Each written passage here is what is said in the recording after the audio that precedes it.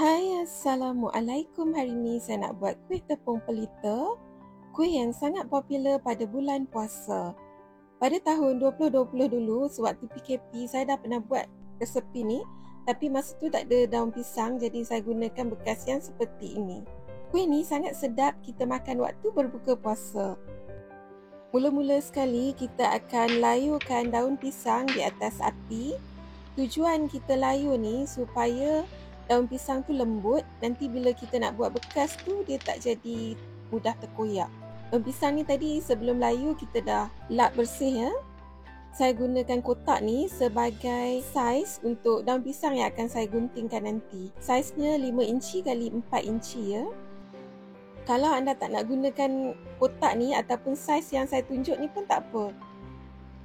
Anda boleh agak-agak je ikut saiz yang anda suka.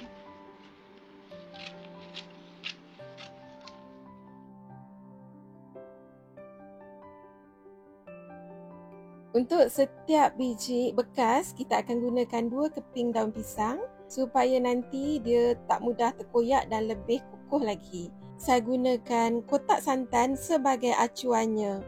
Ada juga orang yang gunakan kotak mancis ya, saiznya lebih kecil lagi.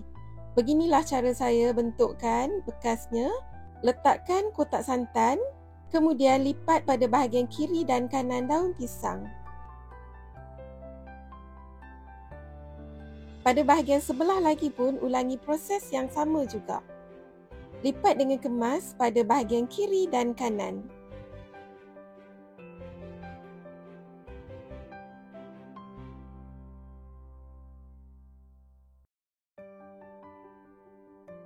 Seterusnya, keluarkan kotak santan dan kita akan klipkan pada kedua-dua belah. Saya gunakan stapler hari ni sebab tak ada lidi. Tapi kalau ada lidi, sebaik-baiknya anda gunakanlah lidi ya.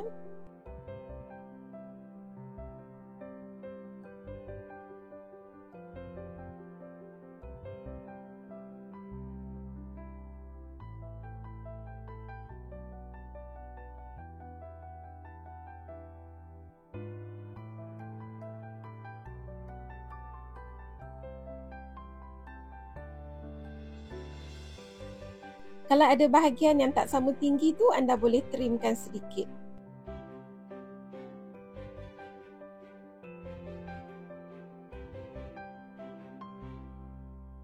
Ulangi proses yang sama dan buatlah sehingga habis kesemua daun pisang.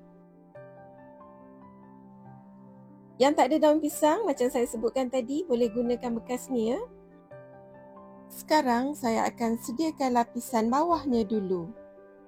Saya gunakan antara 5 hingga 7 helai daun pandan. Ni tips supaya bahagian bawah tu tak mudah pahit. Anda jangan gunakan terlalu banyak daun pandan ya. Gunting sedikit daun pandan dan masukkan ke dalam balang blender bersama dengan air. Satu lagi tips, kisar secara kasar sahaja. Maksudnya jangan lebih dari 10 saat untuk mengelakkan pahit dari daun pandan tu keluar. Kemudian tapiskan dan kita akan dapatkan air pandan tu sebanyak 4 cawan.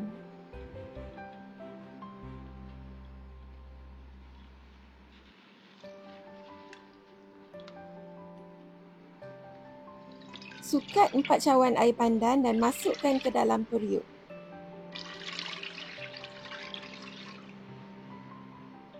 Masukkan juga 1 cawan air bersama dengan 1 cawan tepung beras dan 3/4 cawan gula pasir.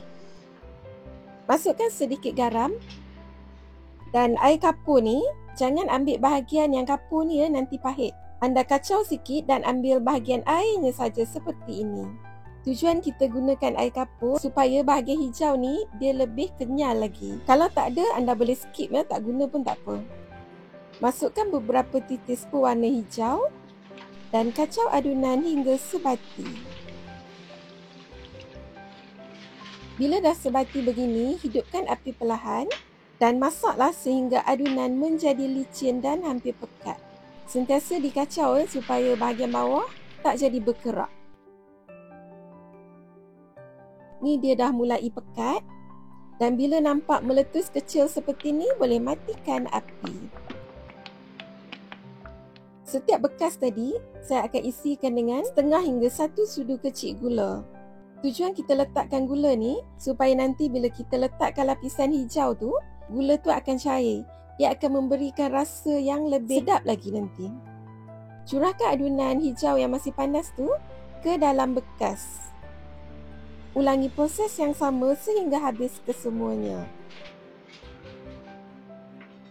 Untuk lapisan atas, masukkan 2 cawan santan pekat bersama dengan 2 cawan air ke dalam periuk. 4 sudu besar tepung beras.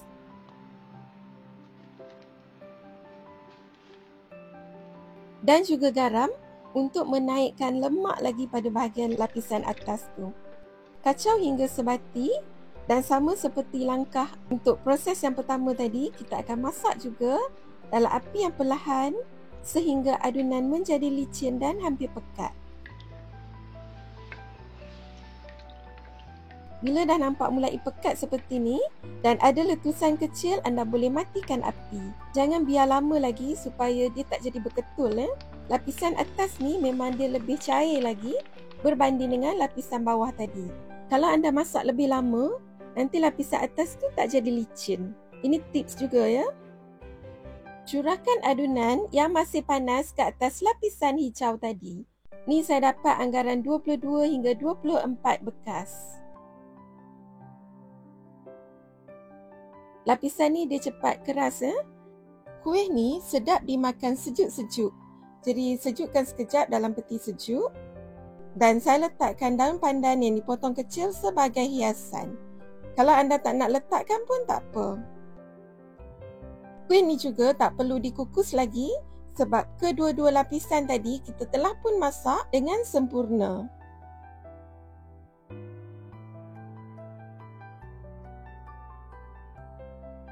Beginilah keadaan tekstur kuih tepung pelita kita.